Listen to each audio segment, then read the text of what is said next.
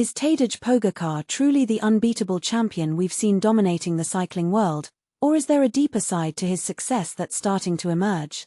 Dive into this intriguing analysis from Dutch cycling expert Tejas Zonneveld, who reveals that Team NSN might not be as free from its controversial past as it claims. And this is the part most people miss, the intricate web of connections that could redefine Pogačar's legacy. Tadej Pogačar has been reigning supreme over the professional cycling ranks for quite some time, often seeming like an unstoppable force. Yet, beneath that formidable exterior, he's often described as approachable and cordial. Isn't that right? Zonneveld, a seasoned Dutch analyst, concedes that the reigning world champion does possess a keen, competitive sharpness. Moreover, he possesses a wealth of insights into Team NSN, suggesting the squad maintains stronger links to its Israeli roots than outward appearances might suggest. This season, Pogačar showcased unparalleled brilliance, shattering records and executing breathtaking solo performances that left fans in awe. Think of his miraculous recovery and chase in Strade Bianche. For beginners in cycling, imagine a rider pushing through exhaustion to outpace the field by minutes, defying physics and fatigue in a grueling sport. However, this level of intensity takes a significant toll on the Slovenian star, as he's repeatedly mentioned himself. Zonneveld observes the champion reaching his personal boundaries. Throughout the last year, we've witnessed him approaching the upper limits of what one athlete can endure in a single season, he shares on the In De Wire podcast, painting a picture of a rider at the edge of burnout. Previously, Pogačar hinted that his career might be winding down sooner rather than later. But he later clarified that retirement isn't on the horizon until at least 2030, when his current contract concludes. Zonneveld welcomes this extension with enthusiasm. The most satisfying outcome is seeing him overcome by the rising talents, fair and square. That's the pinnacle of sportsmanship, when the reigning king is dethroned by the next wave of competitors. But here's where it gets controversial. Zonneveld draws parallels to Lance Armstrong, the rider who retired at the height of his powers after claiming 7 Tours de France. Armstrong did return, though a shadow of his former self, and his legacy remains tainted by the organized doping scandal.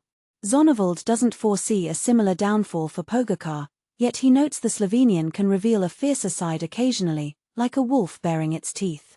Take the recent departure of Juan Ayuso from UAE Team Emirates, for instance.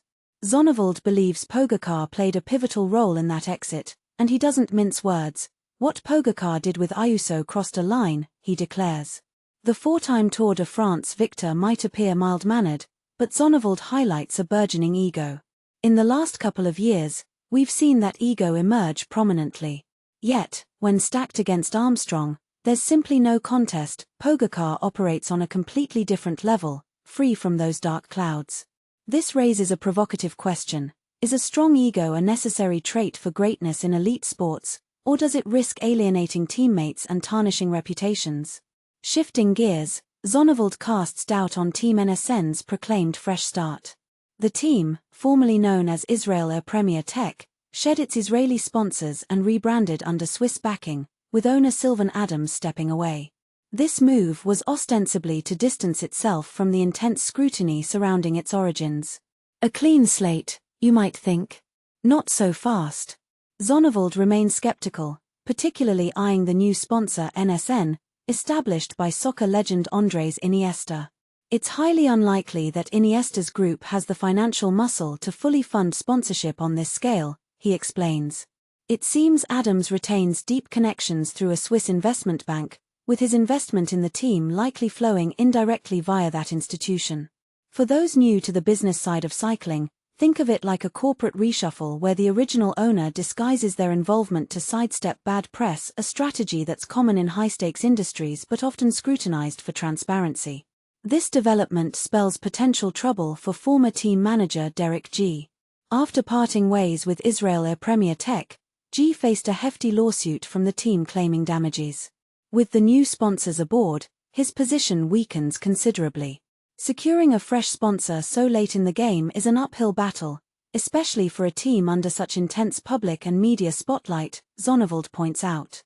The billionaire Adams might be footing much of the costs himself, but for how long? Especially when he can't publicly claim credit or promote political agendas anymore. And this is the crucial detail that could spark debate. Does this make it tougher for G to win his case? Zonneveld thinks so. Suddenly, he might be bound by a legitimate contract, turning what seemed like a winnable fight into a much steeper challenge.